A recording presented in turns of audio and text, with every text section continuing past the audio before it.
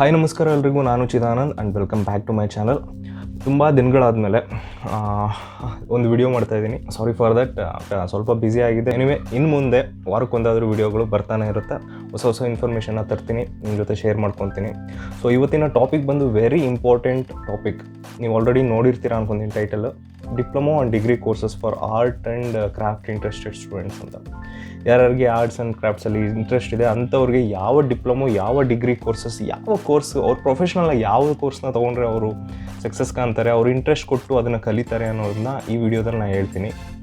And ಆ ಒಂದು list ಹೇಳೋದಕ್ಕಿಂತ ಮುಂಚೆ ಈ ಒಂದು ವಿಡಿಯೋ ಮಾಡೋದಕ್ಕೆ ರೀಸನ್ ಏನಂದರೆ, ಲೈಕ್ ಎಲ್ಲರಿಗೂ ಕೂಡ ಒಂದು ಪ್ಯಾಷನ್ ಇರುತ್ತೆ. ಲೈಕ್ ಒಂದು ಡ್ಯಾನ್ಸಿಂಗ್ ಆಗಿರ್ಬೋದು, ಸಿಂಗಿಂಗ್ ಆಗಿರ್ಬೋದು, ಫೋಟೋಗ್ರಫಿ, ಈ ಒಂದು ಥಿಂಗ್ಸ್ನೆಲ್ಲ. ಬಟ್ ಇದನ್ನೇ ನಾವು ಪ್ರೊಫೆಷ್ನಾಗಿ ಮಾಡ್ಕೊತೀನಿ ಅಂದರೆ ಮನೇಲಿ ಒಪ್ಪೋದಿಲ್ಲ.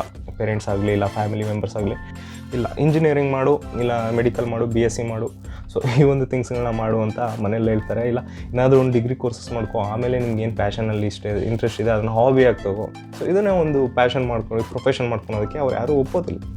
ಸೊ ಏನೋ ಒಂದು ಡಿಗ್ರಿ ಕೋರ್ಸಸ್ ಮಾಡಬೇಕಲ್ಲ, ನಿಮ್ಮ ಫ್ಯಾಮಿಲಿ ಮೆಂಬರ್ಸ್ ಅವ್ರು ನಿಮ್ಮ ಪೇರೆಂಟ್ಸ್ಗಳಿಗೆ ಖುಷಿ ಆಗೋ ಥರ ಒಂದು ಡಿಗ್ರಿ ಕೋರ್ಸಸ್ ಜೊತೆಗೆ ನಿಮಗೆ ಇಂಟ್ರೆಸ್ಟ್ ಇರುವಂಥ ಫೀಲ್ಡಲ್ಲೇ ಒಂದು ಡಿಗ್ರಿ ಕೋರ್ಸಸ್ನ ಚೂಸ್ ಮಾಡಿದ್ರೆ ನೀವು ಖುಷಿಯಾಗಿರ್ತೀರ, ನಿಮ್ಮ ಪೇರೆಂಟ್ಸ್ ಆ್ಯಂಡ್ ಫ್ಯಾಮಿಲಿ ಕೂಡ ಖುಷಿಯಾಗಿರ್ತಾರೆ. And one more thing is very important, ನಿಮಗೆ ಇಂಟ್ರೆಸ್ಟ್ ಇರುವಂಥ ಫೀಲ್ಡಲ್ಲಿ ನೀವು ಚೂಸ್ ಮಾಡಿದ್ರೆ ಸಕ್ಸಸ್ ಕಾಣುವಂಥ ರೇಟ್ ತುಂಬಾ ಜಾಸ್ತಿ.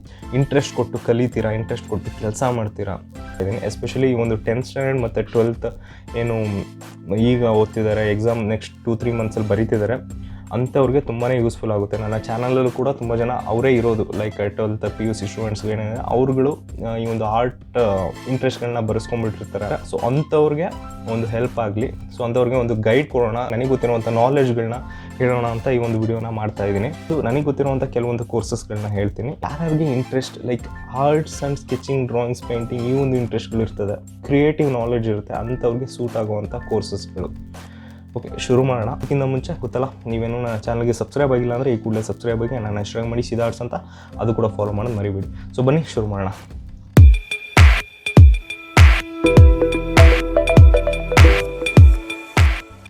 ಓಕೆ, ನನಗೆ ಗೊತ್ತಿರುವಂಥ ಕೆಲವೊಂದು ಕೋರ್ಸಸ್ಸಲ್ಲಿ ಮೊದಲನೇದು ವೆರಿ ಇಂಪಾರ್ಟೆಂಟ್, ಇದು ಆರ್ಟಿಸ್ಟ್ಗಳಿಗೆ ಮಾಡಿಸಿರುವಂಥ ಕೋರ್ಸ್. ಇದು BFA ಅಂತ, means bachelor in fine arts, or BVA ಅಂದರೆ ಬ್ಯಾಚುಲರ್ ಇನ್ ವಿಜುವಲ್ ಆರ್ಟ್ಸ್ ಅಂತ. ಈ ಒಂದು courses made for an artist. ಇಲ್ಲಿ ಏನೇನು ಟೀಚ್ ಮಾಡ್ತಾರೆ ಅಂದರೆ, ಸ್ಕೆಚಿಂಗ್ ಆಗಿರ್ಬೋದು, ಪೇಂಟಿಂಗ್ ಆಗಿರ್ಬೋದು, ಒಂದು ಆರ್ಟ್ ಹಿಸ್ಟ್ರಿ ಆಗಿರ್ಬೋದು, ಒಂದು ಕ್ಲೇ ಮಾಡಲಿಂಗ್ ಆಗಿರ್ಬೋದು, ಸ್ಕಲ್ಪ್ಚರ್ ಆಗಿರ್ಬೋದು, ಫೋಟೋಗ್ರಫಿ, ಒಂದು ಥಿಯೇಟರ್, ಆ್ಯಕ್ಟಿಂಗ್ ಇರ್ಬೋದು, ಸಿಂಗಿಂಗ್ ಇರ್ಬೋದು, body shape and structure drawings, animations ಆಗಿರ್ಬೋದು, graphics and perspectives, 2D 3D. ನೋಡಿ, ಈ ಒಂದು ಟಾಪಿಕ್ಸ್ಗಳನ್ನ ನೋಡ್ತಿದ್ರೆ ನಿಮಗೆ ಹೇಗೆ ಅನಿಸುತ್ತೆ ಅಂತ, ಲೈಕ್ ಆ ಒಂದು ಕಲಿಯುವಂಥ ಉತ್ಸಾಹ ಬರುತ್ತೆ. Like completely related to art ಥಿಂಗ್ಸ್ಗಳನ್ನ ಇಲ್ಲಿ ಟೀಚ್ ಮಾಡ್ತಾರೆ. ಸೊ ಈ ಒಂದು ಕೋರ್ಸ್ ಡ್ಯೂರೇಷನ್ ಬಂದು ಆಲ್ಮೋಸ್ಟ್ 4 years ಅನ್ಕೊತೀನಿ, 4 or 5 ಇರುತ್ತೆ. ಸೊ ಈ ಒಂದು ಕಾಲೇಜಸ್ ಬಂದು ನನಗೆ ಗೊತ್ತಿರೋ ಹಂಗೆ ಬೆಂಗಳೂರಿನ ಚಿತ್ರಕಲಾ ಪರಿಷತ್ತು ಅಥವಾ ಮೈಸೂರಿನ ಕಾವಾ, ಮೀನ್ಸ್ ಏನದು Chamarajendra academy of visual arts ಅಂತ ಇರಬೇಕು. ಎಸ್, ಆ ಒಂದು ಕಾಲೇಜ್. ಇಲ್ಲ ತುಮಕೂರಿನ ಯಾವುದು ರವೀಂದ್ರ ಕಲಾನಿಕೇತನ್ ಅಂತ. ಸೊ ಈ ಒಂದು ಕಾಲೇಜ್ಗಳು ತುಂಬ ಇದ್ದಾವೆ, ಕರ್ನಾಟಕ, ಓವರಾಲ್ ಕರ್ನಾಟಕ ತುಂಬಗಳು ಇದ್ದಾವೆ. ಸೊ ಆ ಒಂದು ಕೋರ್ಸ್ ಬಗ್ಗೆ, ಆ ಒಂದು ಕಾಲೇಜಸ್ ಬಗ್ಗೆ ನೀವು ಡೀಪಾಗಿ ಸರ್ಚ್ ಮಾಡಿ ಜಾಯ್ನ್ ಆಗೋದಕ್ಕಿಂತ ಮುಂಚೆ ಬರೀ ನಾನೊಂದು ಗೈಡ್ ಮಾತ್ರ ಮಾಡ್ತಾ ಇದ್ದೀನಿ. ಇದ್ರ ಕಂಪ್ಲೀಟ್ಲಿ ರಿಸರ್ಚ್ನ ಕಂಪ್ಲೀಟ್ಲಿ ಇನ್ಫಾರ್ಮೇಷನ್ ನೀವು ಹುಡುಕಿ ಜಾಯ್ನ್ ಆಗಬೇಕಾಗುತ್ತೆ. ಈ ಒಂದು ಕೋರ್ಸ್ನ ಮಾಡಿದ್ರೆ ಜಾಬ್ ಆಪರ್ಚುನಿಟಿ ಇರುತ್ತೆ. ಏನು ಕೆಲಸಗಳನ್ನ ಮಾಡ್ಬೋದು ಅಂತ ಬಂದರೆ, ಒಂದು ಏನು ನೀವು 3D ಆರ್ಟಿಸ್ಟ್ ಆಗಿ ಹೋಗ್ಬೋದು, ಅಥವಾ ಗ್ರಾಫಿಕ್ ಡಿಸೈನರ್ ಆಗಿ ಹೋಗ್ಬೋದು, sketching artist, art director, film, multimedia and film, cinema, theatre, ಈ ಒಂದು ಈ ಒಂದು ಡೊಮೈನಲ್ಲಿ ನೀವು ಆರ್ಟ್ ಡೈರೆಕ್ಟರ್ ಆಗಿ ಹೋಗ್ಬೋದು, ಅಥವಾ ಏನು ಕಾನ್ಸೆಪ್ಟ್ ಆರ್ಟಿಸ್ಟ್ ಆಗಿರ್ಬೋದು, ಮೋಷನ್ ಗ್ರಾಫಿಕ್ ಆರ್ಟಿಸ್ಟ್ ಆಗಿರ್ಬೋದು, ಅಡ್ವರ್ಟೈಸಿಂಗ್ ಡೈರೆಕ್ಟರು, ಆರ್ಟ್ ಟೀಚರು, ಅಥವಾ ನಿಮ್ಮ ಓನ್ ಅಕಾಡೆಮಿನ ಶುರು ಮಾಡ್ಬೋದು, ಲೈಕ್ ಟೀಚಿಂಗ್ ಅಕಾಡೆಮಿನ, ಆರ್ಟ್ ಸ್ಟುಡಿಯೋಸ್ ಶುರು ಮಾಡ್ಬೋದು.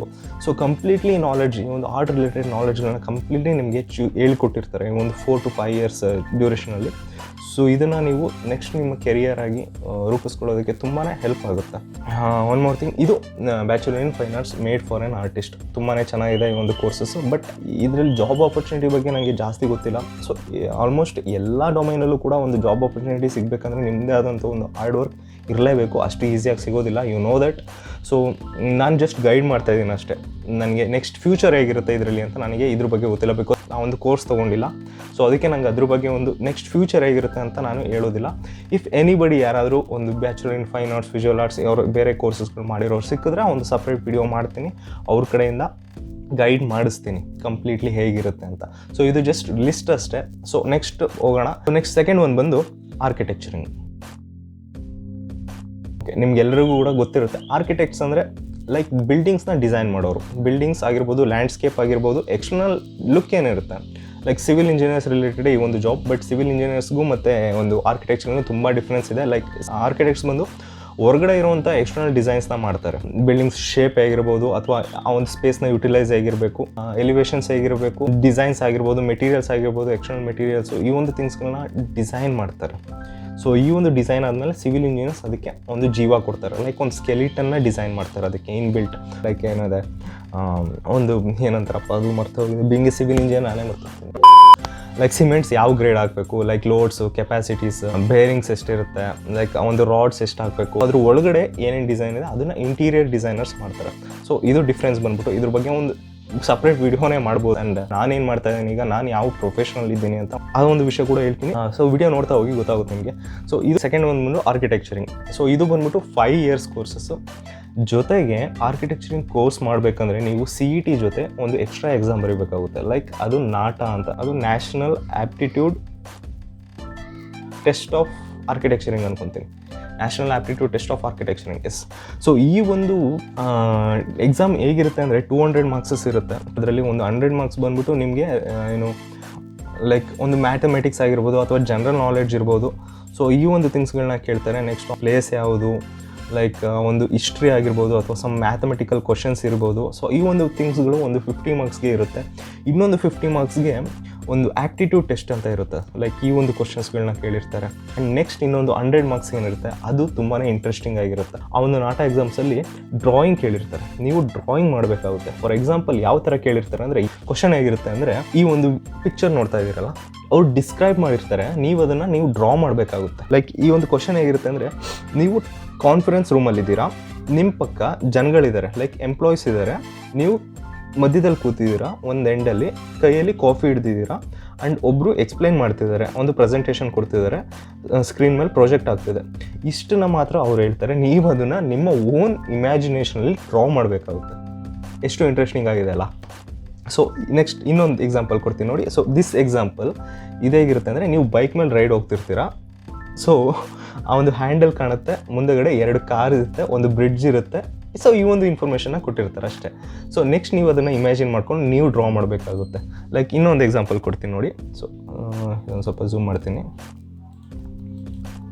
ಓಕೆ, ಕಂಪ್ಲೀಟ್ಲಿ ಕ್ಲಿಯರ್ ಇಲ್ಲ, ಬಟ್ ಈ ಒಂದು ಇಮೇಜಲ್ಲಿ ಏನಂತ ಕೇಳಿರ್ತಾರೆ ಅಂದರೆ, ಲೈಕ್ ದೂರದ ಬೆಟ್ಟದ ಮೇಲೆ ಒಂದು ಟೆಂಪಲ್ ಇರುತ್ತೆ, ಒಂದು ಸ್ಟೆಪ್ಸ್ ಇರುತ್ತೆ, ಜನಗಳೆಲ್ಲ ಹತ್ಕೊಂಡು ಹೋಗ್ತಿರ್ತಾರೆ. ಆ ಒಂದು ಬೆಟ್ಟಗಳ ಮೇಲೆಲ್ಲ ಒಂದು ಗಿಡಗಳಿರುತ್ತೆ.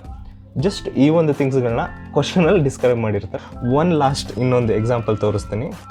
ಇದು ನೋಡಿ, ವೆರಿ ಇಂಟ್ರೆಸ್ಟಿಂಗ್. ಈ ಒಂದು ಪಿಕ್ಚರ್, ನೀವು ಕಟಿಂಗ್ ಶಾಪಲ್ಲಿದ್ದಾರೆ, you are in a cutting shop, ಏನು ಹೇರ್ ಡ್ರೆಸ್ಸಿಂಗ್ ಶಾಪ್. ಒಬ್ಬರು ವುಮೆನ್ ಏರ್ ಡ್ರೆಸ್ ಮಾಡ್ತಿರ್ತಾರೆ, ಮುಂದೆಗಡೆ ನೀವು ರಿಫ್ಲೆಕ್ಷನ್ ಕಾಣ್ತಿರುತ್ತೆ, ಮುಂದೆಗಡೆ ಎಲ್ಲ ಕಾಸ್ಮೆಟಿಕ್ಸ್ ಏನೇನಿರುತ್ತೆ ಆ ಒಂದು ಥಿಂಗ್ಸ್ಗಳನ್ನ ಡಿಸ್ಕ್ರೈಬ್ ಮಾಡಿರ್ತಾರೆ. ಈ ಒಂದು ರಿಲೇಟೆಡ್ ನೀವು ಡ್ರಾ ಮಾಡಬೇಕಾಗುತ್ತೆ. ಎಷ್ಟು ಇಂಟ್ರೆಸ್ಟಿಂಗ್ ಅಲ್ಲ. ಆರ್ಟಲ್ಲಿ ಇಂಟ್ರೆಸ್ಟ್ ಇರೋರಿಗೆ ಇಂಥ ಕ್ವಶನ್ಸ್ ಕೇಳಿದ್ರೆ ಚಿಂದಿಯಾಗಿ ಗುಡಾಯಿಸ್ತಾರೆ. ನೋಡಿ ಎಷ್ಟು ಇಂಟ್ರೆಸ್ಟಿಂಗ್ ಆಗಿದೆ.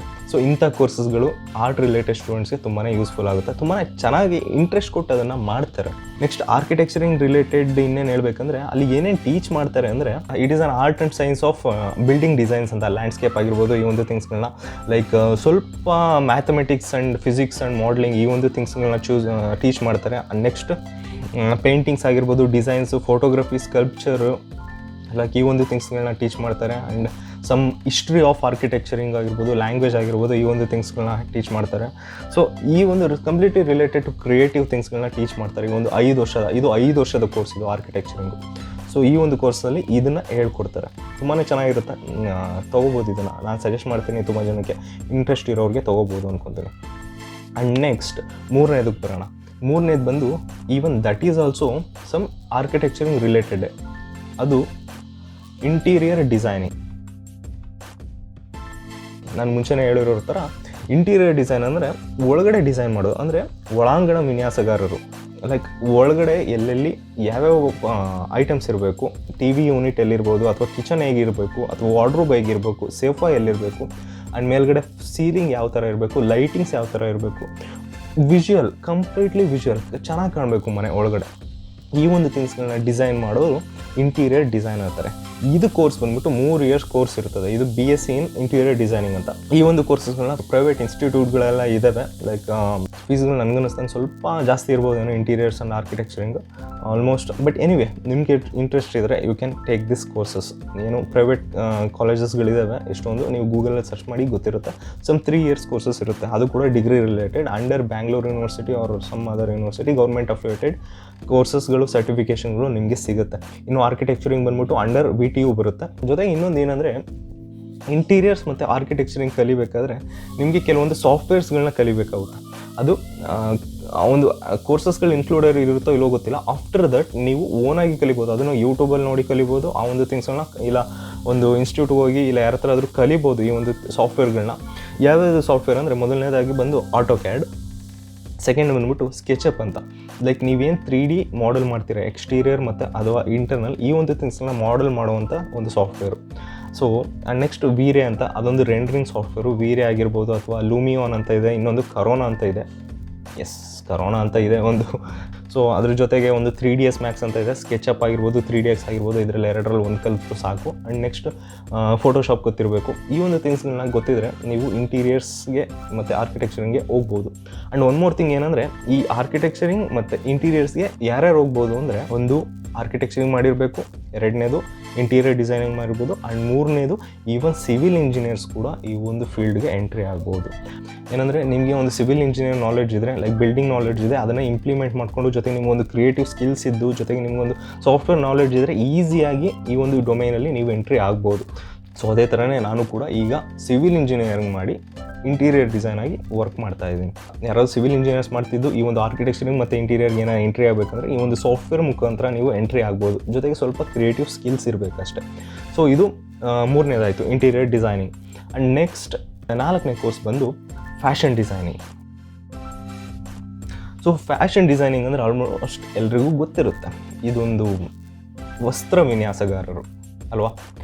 ಇದೊಂದು 3 ಇಯರ್ಸ್ ಕೋರ್ಸ್, BSc ಇನ್ ಫ್ಯಾಷನ್ ಡಿಸೈನಿಂಗ್ ಅಂತ. ಇದು ಕೂಡ ಕೆಲವೊಂದು ಪ್ರೈವೇಟ್ ಕಾಲೇಜಸ್ಗಳು ಇರುತ್ತೆ ಆಲ್ ಓವರ್ ಬ್ಯಾಂಗ್ಳೂರ್, ಕರ್ನಾಟಕ. ಈ ಒಂದು ಕಾಲೇಜಸ್ಗಳು ಇರುತ್ತೆ. ಫ್ಯಾಷನ್ ಡಿಸೈನಿಂಗ್ ಅಂದರೆ ಏನೇನು ಹೇಳ್ಕೊಡ್ತೇನೆ ಅಂದರೆ, ಲೈಕ್ ಮೆಟೀರಿಯಲ್ಸ್ ಆಗಿರ್ಬೋದು, ಕ್ಲಾತ್ ಮೆಟೀರಿಯಲ್ಸ್ ಯಾವ ಥರ, ಈ ಫ್ಯಾಬ್ರಿಕ್ಸ್ ಬಗ್ಗೆ ಹೇಳ್ಕೊಟ್ಟಿರ್ತಾರೆ, ಆ್ಯಂಡ್ ಡಿಸೈನಿಂಗ್, ಕಲರ್ ಕಂಪೋಸಿಷನ್, ಸ್ಕೆಚಿಂಗ್ಸ್.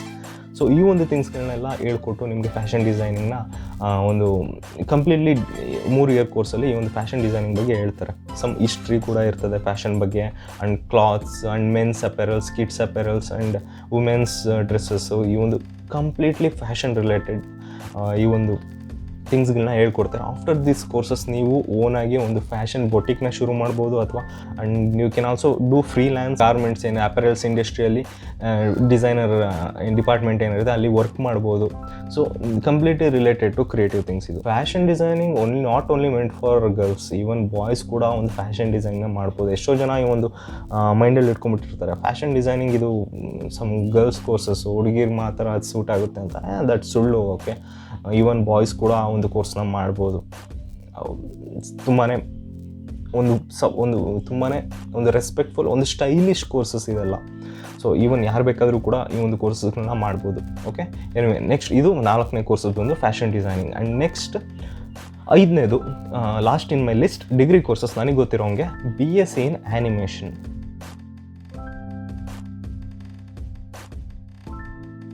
ಅಥವಾ BSc ಇನ್ ಮಲ್ಟಿಮೀಡಿಯಾ, ಏನು VFX ಅಂತ ಇರುತ್ತೆ. ಈ ಒಂದು ಕೂಡ ಪ್ರೈವೇಟ್ ಇನ್ಸ್ಟಿಟ್ಯೂಷನ್ಗಳು ಇರ್ತದೆ. ಸೊ ಇದು ಕೂಡ ಡಿಗ್ರಿ ಸರ್ಟಿಫಿಕೇಷನ್ ಸಿಗುತ್ತೆ. ಇದು 3 ಇಯರ್ ಕೋರ್ಸಸ್ಸು. ಇಲ್ಲಿ ಏನೇನು ಹೇಳ್ಕೊಡ್ತಾರೆ ಅಂದರೆ, ಕಂಪ್ಲೀಟ್ಲಿ ಕ್ರಿಯೇಟಿವ್ ಕಂಪ್ಯೂಟರ್ ನಾಲೆಡ್ಜ್ ಇರಬೇಕು ಇದಕ್ಕೆ ಜಾಸ್ತಿ. As A shed, animation and multimedia VFX ಅಂದರೆ ಕಂಪ್ಲೀಟ್ಲಿ ವಿಜುವಲ್ ಒಂದು ಸಾಫ್ಟ್ವೇರ್ ರಿಲೇಟೆಡ್ ಈ ಒಂದು ಥಿಂಗ್ಸ್ಗಳೆಲ್ಲ. ಏನೇ ಹೇಳ್ಕೊಡ್ತಿರೋದು ಅಂದರೆ ಮಲ್ಟಿಮೀಡಿಯಾ ಗ್ರಾಫಿಕ್, ಕಂಪ್ಯೂಟರ್ ಗ್ರಾಫಿಕ್ಸ್ ಇರ್ಬೋದು, ಅಥವಾ ಒಂದು ಆ್ಯನಿಮೇಷನ್ ಆಗಿರ್ಬೋದು, ಒಂದು ಕಲರ್ ಥಿಯರಿ ಆಗಿರ್ಬೋದು, ಒಂದು animation, computer graphics, sketchings, landscaping and gaming technology. So ಈ ಕಂಪ್ಲೀಟ್ಲಿ ಒಂದು ಏನು ಡಿಜಿಟಲ್ ಆರ್ಟ್ನ ಹೇಳ್ಕೊಡ್ತಾರೆ. ಈ ಒಂದು BSc in animation and VFX ಅಂದರೆ ಈ ಒಂದು ಜಾಬ್ಸ್ ನಿಮ್ಗೆ ಆಲ್ರೆಡಿ ಗೊತ್ತಿರೋಂಗೆ ಎಲ್ಲೆಲ್ಲಿ ಹೋಗ್ಬೋದು ಅಂದರೆ, ಲೈಕ್ ನೀವು ಒಂದು creative photo studio or Photoshop ಆ ಒಂದು ಥಿಂಗ್ಸ್ಗಳನ್ನ ಮಾಡ್ಬೋದು, ಅಥವಾ ಫೋಟೋಗ್ರಾಫರ್ ಆಗಿ ಹೋಗ್ಬೋದು, ಆ್ಯಂಡ್ ಆ್ಯನಿಮೇಷನ್ ಆರ್ಟಿಸ್ಟ್ ಆಗಿ ಹೋಗ್ಬೋದು, ಅಥವಾ ಮಾಡಲಿಂಗ್ ಏನು VFX ಆರ್ಟಿಸ್ಟು, TV ಏನು ಸಿನಿಮಾ ಈ ಫೀಲ್ಡಲ್ಲಿ ಏನಿದೆ ಎಂಟರ್ಟೈನ್ಮೆಂಟ್ ಫೀಲ್ಡು, ಅಥವಾ ಒಂದು ಟೆಲಿವಿಷನ್ ಮಲ್ಟಿಮೀಡಿಯಾದಲ್ಲಿ ಒಂದು ಆ್ಯಡ್ಸ್ ಎಡಿಟಿಂಗ್ ಆಗಿರ್ಬೋದು, ವಿಡಿಯೋ ಎಡಿಟಿಂಗ್ಸ್, ಈ ಒಂದು ಕಂಪ್ಲೀಟ್ಲಿ ಥಿಂಗ್ಸ್ಗಳು ಈ ಒಂದು BSc in animation multimedia VFX ಈ ಒಂದು ಕೋರ್ಸಸ್ ಬಗ್ಗೆ ಈ ಒಂದು ಕೋರ್ಸಲ್ಲಿ ಇನ್ಕ್ಲೂಡ್ ಆಗಿರ್ತದೆ.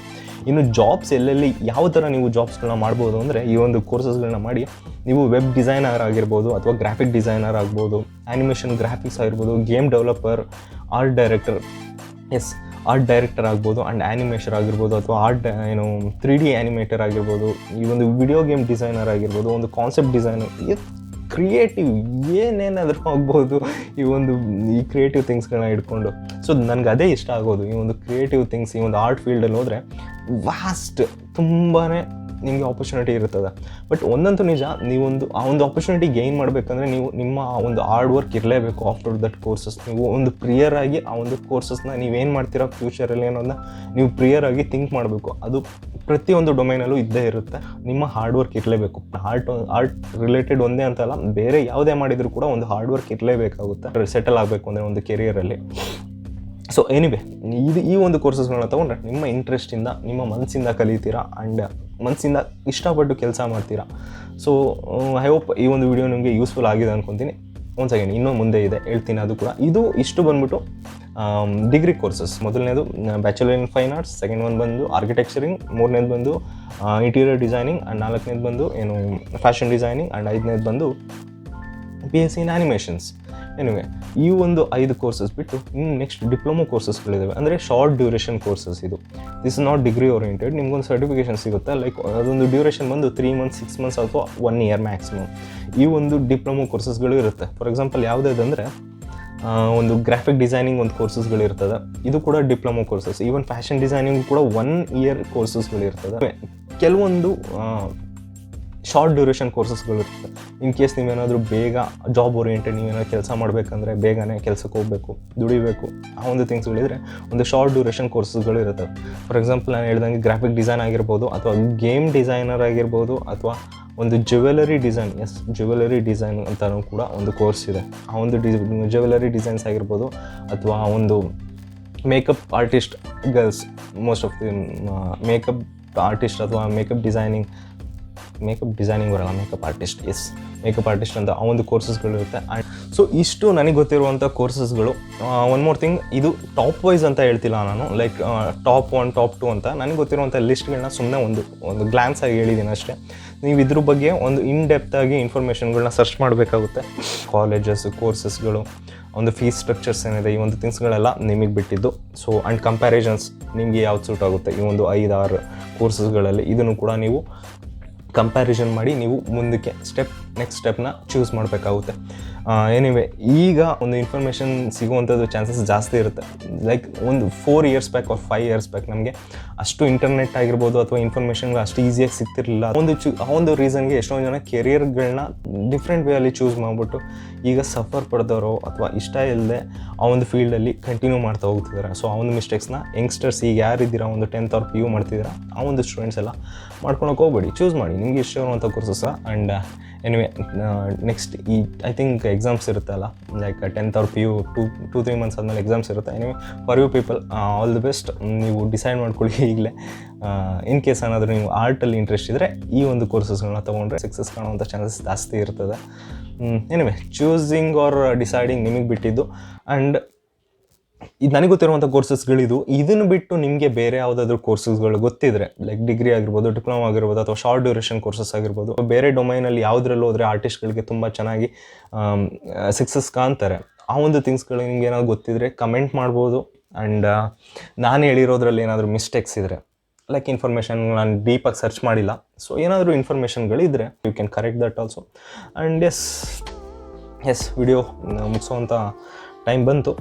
ನಿಮಗೆ ಈ ಒಂದು ವಿಡಿಯೋ ನಿಮಗೆ ಯೂಸ್ಫುಲ್ ಆಗಿದರೆ come on hit that like button and subscribe ಆಗಿಲ್ಲ ಅಂದರೆ ಈ ಕೂಡಲೇ ಸಬ್ಸ್ಕ್ರೈಬ್ ಆಗಿ ಆ್ಯಂಡ್ ನನ್ನ ಇನ್ಸ್ಟಾಗ್ರಾಮ್ ಚಿದಾರ್ಡ್ಸ್ ಅಂತ ಅದು ಕೂಡ ಫಾಲೋ ಮಾಡೋದು ಮರಿಬೇಡಿ. ಮತ್ತು ಇನ್ನೊಂದು ವಿಡಿಯೋ ಜೊತೆ ಹೊಸ ಇನ್ಫಾರ್ಮೇಷನ್ ಅಥವಾ ಆರ್ಟ್ ಟ್ಯುಟೋರಿಯಲ್ ಜೊತೆ ಬರ್ತೀನಿ. ಅಂಟಿಲ್ ದೆನ್ ಟೇಕ್ ಕೇರ್, ಬಾಯ್.